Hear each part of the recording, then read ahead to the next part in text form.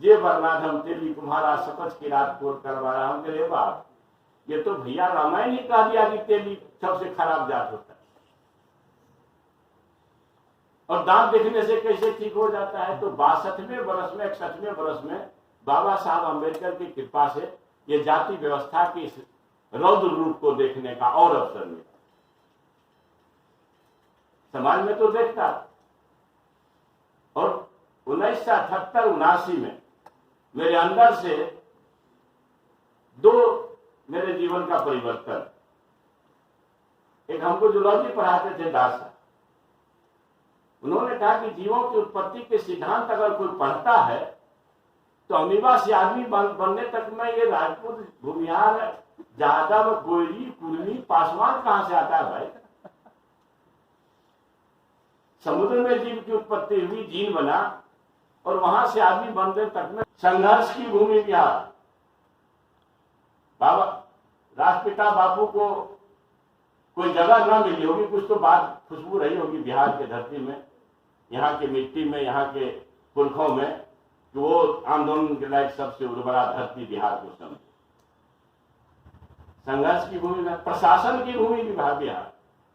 अगर कहीं दुनिया प्रशासन न सीखा होगा तो सिस्टीम महाजनपदा जो मौर्ज का एक थाती था, तो हमने दुनिया को, प्रशासन को अगर गुड़ भी सिखाया।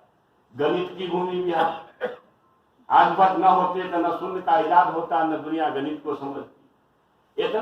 इतनी अच्छी विरासत समेटते हुए भी आज शिक्षा ही गायब हो रहा है। ये घोर चिंता का विषय है। एक शिक्षा मंत्री के रूप में मैं आप लोगों से, सभी से विनम्र आग्रह करता हूं कि जिस तरह का असिस्टेंसी इस विभाग को बेहतर बनाने में लगेगा, आप लोग निमंत्रित हैं, आमंत्रित है। आप लोग जाएंगे, कम से कम 150 लोगों से मिलना पड़ेगा।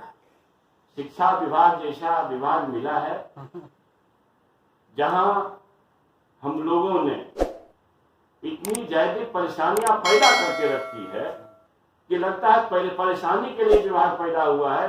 गांव में शिक्षा हो कि नहीं, समाज में शिक्षा हो कि नहीं, इसका कोई ख्याल, मैं तो आरोप नहीं लगाऊंगा, लेकिन पहले के लोगों का नहीं रहा लगता।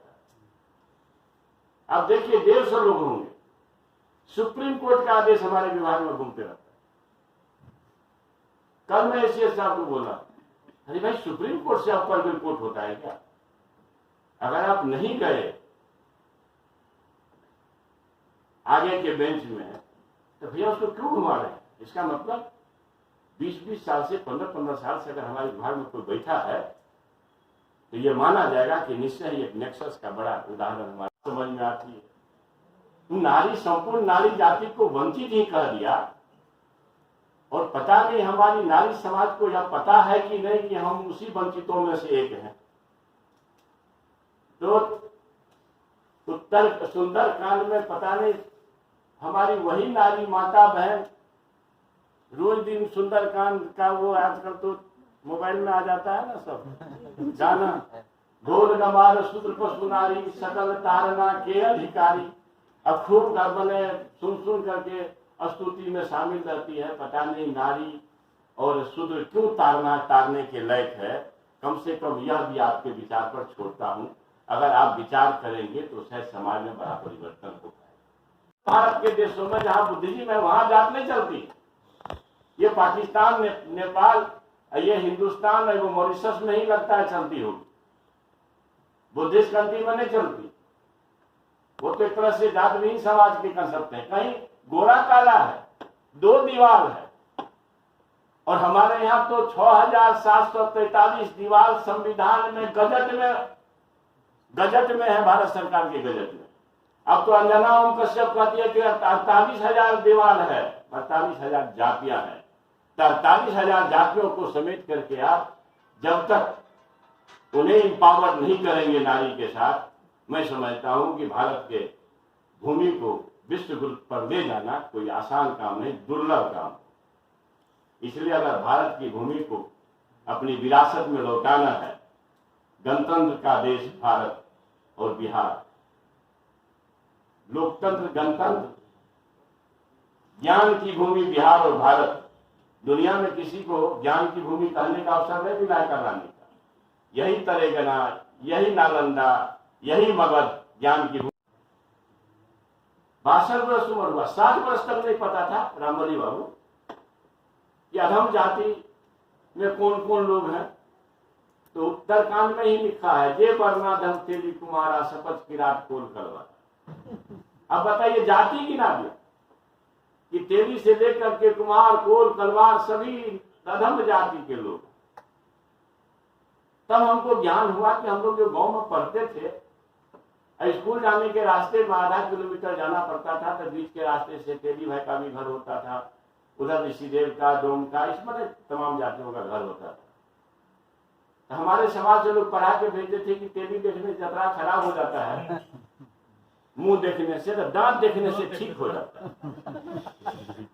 अब मैं यह सोचते रहा 60 वर्ष तक कि दांत देखने से ठीक कैसे हो जाता है और तेली देखने से जतरा क्यों खराब हो जाता है। मैं सलाम करता हूं आपके माध्यम से पुनः डॉक्टर भीमराव अम्बेडकर साहब को। उसने इस रामायण की समूह जो उत्तरकांड का जो पक्ष है, वर्षों वर्ष के इस बीमारी को तोड़ने में लगा हुआ हूं। मैं ईश्वर प्रभु खुदा अगर कहीं है तो मेरी आराधना है कि कम से कम इस नेक्सस को तोड़ने में हमारा संबल आप लोग भी करें।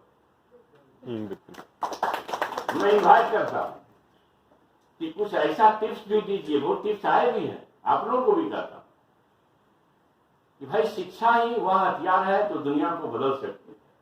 शिक्षा ही दुनिया से अंधकार को प्रकाश में ला सकता है, चाहे अपना जीवन हो या भारत का जीवन हो। शिक्षा ही कील कांटों भरे रास्ते को सुगम बना सकता है।